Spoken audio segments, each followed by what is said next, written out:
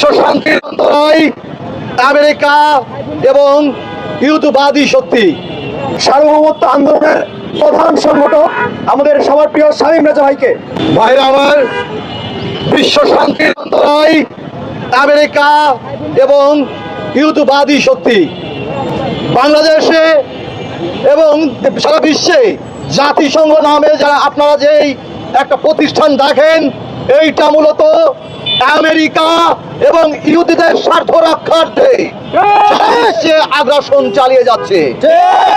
আপনারা জানেন, বিগত অন্তর্বর্তীকালীন সরকারের সময়ে বাংলাদেশে জাতিসংঘের একটা অফিস খোলা হয়েছে। আপনারা খেয়াল করে দেখবেন, এই বিগত দশকে এবং শতাব্দীতে সারা বিশ্বে যে হত্যাযজ্ঞ, যে যুদ্ধ, এই যুদ্ধের পিছনে এক এবং একমাত্র হলো আমেরিকান সাম্রাজ্যবাদী শক্তি। আমেরিকা সাম্রাজ্যবাদী শক্তির সাথে যারা আঘাত করবে, যারা এই খুনি সম্প্রদায়ের সাথে সম্পর্ক রেখে নিজের ক্ষমতাকে দীর্ঘায়িত করার অপচেষ্টা করবে, সেটার বিরুদ্ধে মানবতাবাদী মানুষগুলো আছে, তারা এর বিরুদ্ধে আন্দোলন জারি রাখবে।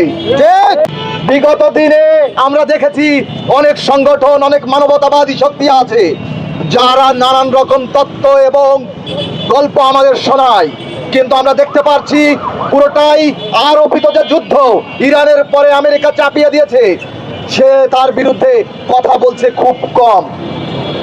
আমরা দেখি আমাদের যারা ভদ্রতা শেখাতে আছে, যে ইউরোপীয় ইউনিয়ন, আমেরিকা, তাদের বিরুদ্ধে এখন কথা বলতে হবে। আপনারা দেখেছেন ইরানে শত শত শিক্ষার্থীকে হত্যা করা হয়েছে টার্গেট কিলিং এর মাধ্যমে, কিন্তু আমরা দেখতে পাই বিশ্ব মিডিয়া এবং ওই বদমাইশ যে সম্প্রদায় এবং জাতিসংঘ, সেইখান থেকে কোনো কথাই হচ্ছে না। সর্বোপরি একটা কথাই বলতে চাই, আপনাদের হুঁশিয়ার থাকতে হবে।